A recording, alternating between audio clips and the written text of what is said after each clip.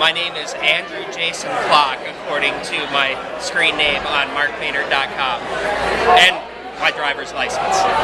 And you, as I recall, you worked at what's the word for water?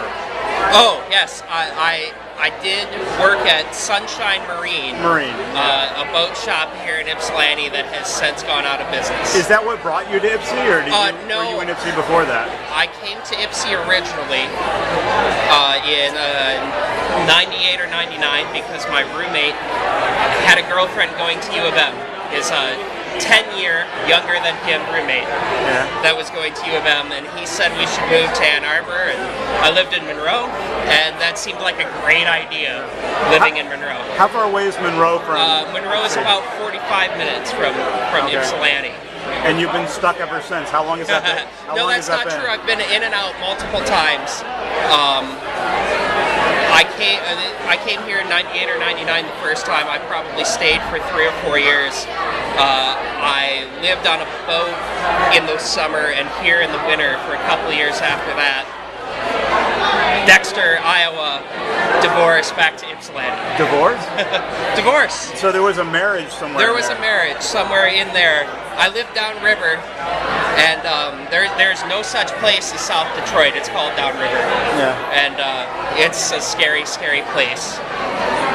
But you met a woman there. I met a woman at a music festival, the Cabela Music Festival, back when you probably would have called me a hippie. Oh, really? You might still call me a hippie. I might. It depends on your opinion. So what do you? So what are you doing now? Like, what do you do? Now I manage the Chicago hot dog stand, Chicago Reds hot dogs. For Amir's Deli in Ann Arbor on State Street, and I make some people in Ypsilanti very, very angry on a regular basis. Why is that? Mostly because I don't like their childish antics. And this goes back to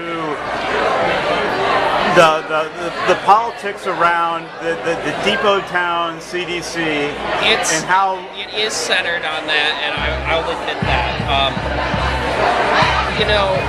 To me, the people in Depot Town CDC are people that have a vested interest in Ypsilanti, that want to see Ypsilanti advance and see it be a better place to live and for people to move to. The people that have stood against them, they have the same ideas. They want the same thing. They want Ypsilanti to be a better place, and they want people to move to Ypsilanti, and they want us to be able to improve as a city. They just don't agree on how to get to that place. And instead of just agreeing to disagree and try to both work for a better place, it seems to me, anyway, that they've spent a lot of time trying to stop what somebody else is doing to make Ypsilanti a better place, because that's not how they think it should be run, or they think those people are trying to gain an advantage, or I don't know. I don't know what to say. Depot Town is a very weird environment. There are a lot of competing. It's even weirder forces. now. It's been a lot weirder since Andy Harris moved in. But historically, yes. I've been in and out of Ypsi for 10 or 12 years, and it's certainly changed a lot since I've lived here. But the people, a lot of these people that we're discussing here that are so busy fighting about how to make Ypsilanti a better place really did make Ypsilanti a better place.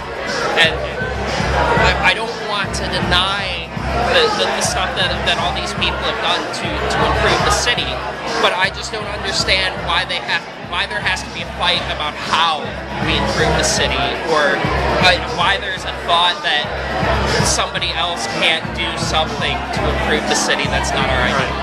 So right now, most of your effort is going toward the Roots Jamboree. That's my current focus. This is our 3rd year for the Roots Jamboree. It's when you look at a business cycle, when you're starting a business, the 3rd year is the year you decide if your business is a viable business, and that's where like we've got the best program we've ever had. We didn't try and bring in some B-level national act that people have heard of. We really tried to concentrate on bands from around this area that people already love. We brought camping back for the second year, and we, for the first time, we've got all the shows around town. We've got shows here at the Corner Brewery, we've got shows over at Woodruff's, and we've got shows up at the Crossroads Bar and Grill. All of those shows are freestanding shows that start at 10 p.m., 2 hours before we shut down. There are great bands playing at 10 p.m. at all these venues, but we have the headlining act scheduled to go on at 12:15 or so when we let out. You can get a discount on cover to these shows with your Roots Jamboree admission, and it's kind of a way. We have to stop the music at midnight by city ordinance, and it was the only way. Not in the bars, but in the parks. Not at the bars, in the parks. We have to shut down. We have to clear the parks at midnight by city ordinance. So the only way for us to keep music going without disturbing the neighbors is to bring it to the local bars. And we're supposed to be the festival city, but you talk to business owners and a lot of them will tell you that that's not always, the festivals are great, but they don't always bring people in. And that was really the goal behind this, to bring people to different parts of the city. I'm disappointed that the Elbow Room's not available, because that was going to be our anchor downtown. And when they closed out, we closed down. Things wound up over here at the Corner Brewery, and we love to be at the Corner Brewery. That's really great for us. They've been our sponsor for since the beginning. But it feels like we've got a void downtown now, and we have a void downtown. I don't think there's any way to deny. Well, the Crossroads Bar and Grill, that's where the Crossroads Bar and Eagle, Grill, the Double Eagle, Double Eagle used to be, right? Andrews, so yes. that's downtown, right? Well, that's like West Cross, West Cross. But it's still more downtown than Depot Town, absolutely, right? Not the Depot Town area. Yeah. So the one really neat thing about them is they stay open till 3 or 4 a.m. They pull all their drinks at 2 o'clock, as you have to do, but they have a permit apparently to stay open all night. So for Jamboree, we have Jamie registered from the bass player for Nomo and bass player musician extraordinaire doing a DJ set both nights of the Jamboree there late night. So we're wanted to work with them.